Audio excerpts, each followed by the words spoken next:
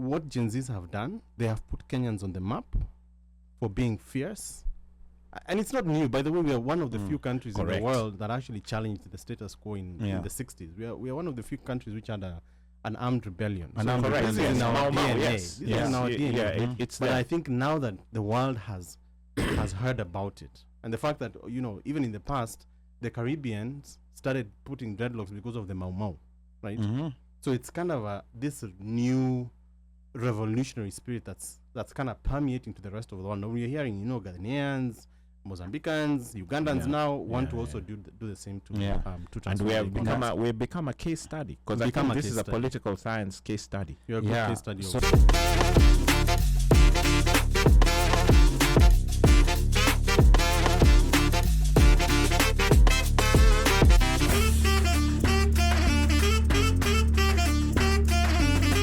You've been involved in multiple international media engagements, and you and I have done some of them together with the Haitians, for example. So maybe please talk to us about some of the media outlets you've spoken to, maybe what nationalities you've spoken to, and what are people from other countries outside Kenya asking about the ongoing revolution in Kenya? Dr. Angusi. So the first question I was asked at one of these interviews, actually in Barbados, what is in the water that Kenyans drink? Okay. Right? Because Kenyans are showing... Kiburi. Eh? Kiburi.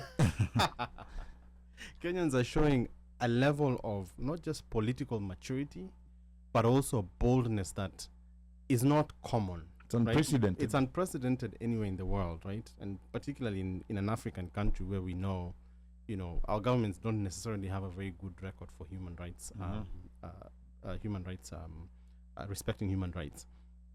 As you said, one of the groups of people who have been really interested in the Kenyan political space, other than our usual suspects, the Tanzanians and the countries around us, Uganda, wondering, what I actually learned is that other countries follow our political system even closer than some of their own, right? Our neighbors. Correct. Yes. So most people will tell us, they have something to say about our MPs and our president. But then the Haitians came into the fold when there was an announcement that they were going to send this peacekeeping police force to Haiti to help with stabilization and to deal with the gang problem there.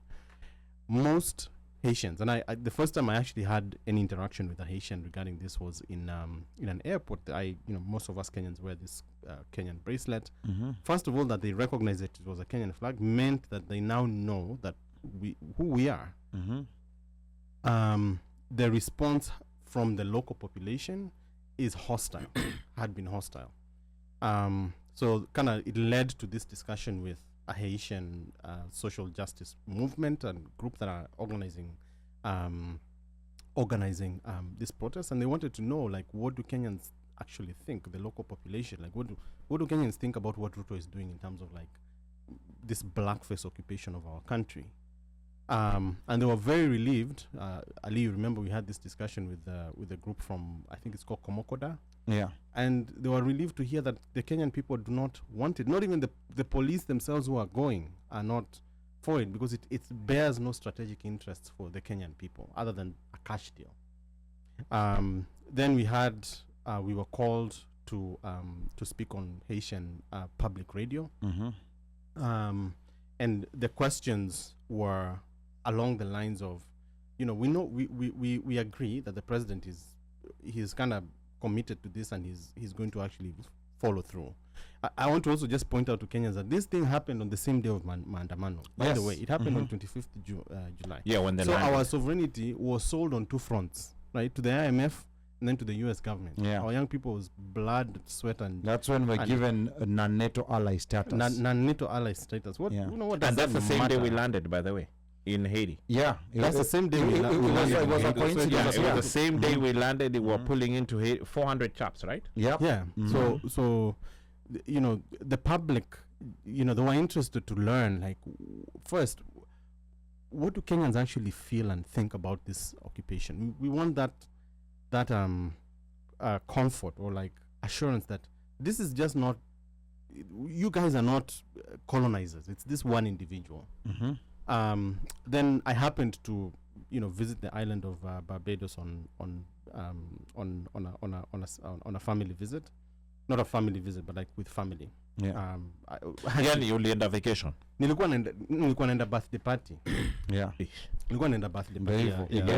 I think we in the wrong WhatsApp group. Yes, we're in the wrong WhatsApp group. Yeah, no, Umesikia hivyo? Go to Barbados for a birthday party. Imagine. Yeah. WhatsApp group yetu ndio wrong. Barbados iko hapa tu karibu. It's just off the coast of Florida. Unasikia vile unasema? Iko chini kuliko tikiti ya nini hata ya New York. Umesikia vile amesema? Okay, sawa. I ended up stranded. I actually ended up stranded on that island without watu wangu hawakufika juu hurricane ilikuwa inapita. Oh no. Immediately I got there. Nimeingia kwa taxi. The taxi lady, it's a small island. It's like 280,000 people. Hiyo ni Langata times 2. Hata haijafika. It's small. It's small. It's small. Yes. So she immediately, she gets really excited. She's like, "Oh, you're from Kenya. What is happening? What's up with Kenyans? What's going on? We're hearing a lot of noise. We're hearing, we are really impressed that you guys can stand up and challenge the status quo, the IMF and the government. Here in Barbados, we just accept everything that is going on. And what's happening in Barbados is that you have a very similar president to Ruto. Okay. This lady, Motley is her name. She's a prime minister. She came in on a very popular mandate. She's very populist in the same way because she's a former prosecutor, so she knows a lot of like locals. Na anajua kuongea lugha ya wananchi. Correct. Yeah. Like amekuwa kwa ground. Kwa chini huko. Yes. Then she gets to office and then she starts stamping out dissent. Barbados literally does not have an opposition bench. Out of the 30 MPs, hakuna opposition. So ni kama Tanzania. It has no opposition. So Tanzania, the opposition literally there's one or two, the opposition ni bunge la wananchi. Can you imagine? So this taxi driver happens to be connected to bunge la wananchi, so she puts me in contact and they have a TV station, they have like meetings. So I ended up speaking on that show and the questions literally were just about mindset. What is it about Kenyans that makes you so fierce and knowledgeable about your constitution and willing to actually take risks and step up to the plate? Then, out of that discussion, I was called to another forum to speak to young people. Wow. But even you as a visitor. Me ni mgeni. You had gone for a birthday. No, he went for a birthday party and then he got stranded. Nikawa kama nani Robinson Crusoe. And his people didn't come in. So due to the weather conditions, he was on the ground, but they could not get on the ground. Then they couldn't come. Okay. And he ended up at a TV station. Where? Okay. That's not one, but two.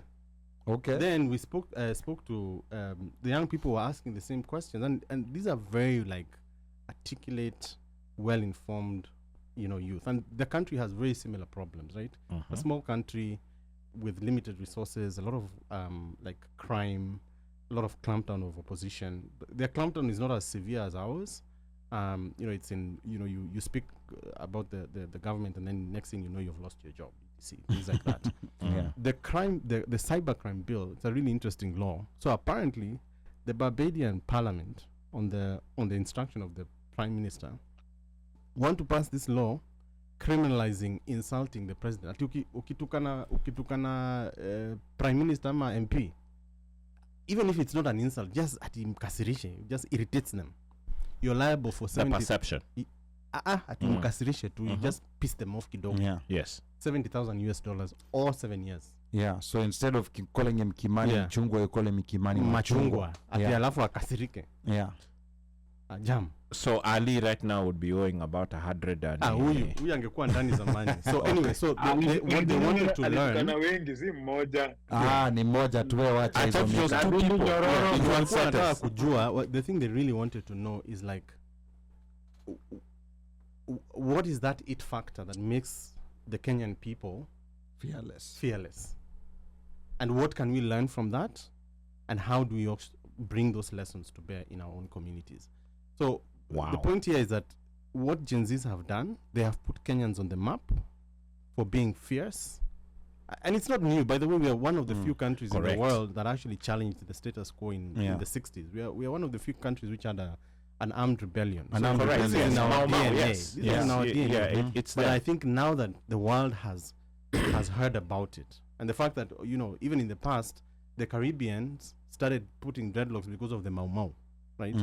So it's kind of this new revolutionary spirit that's kind of permeating to the rest of the world. Now we're hearing, Ghanaians, Mozambicans, Ugandans now want to also do the same to and we have become a case study, because I think this is a political science case study. You're a good case study.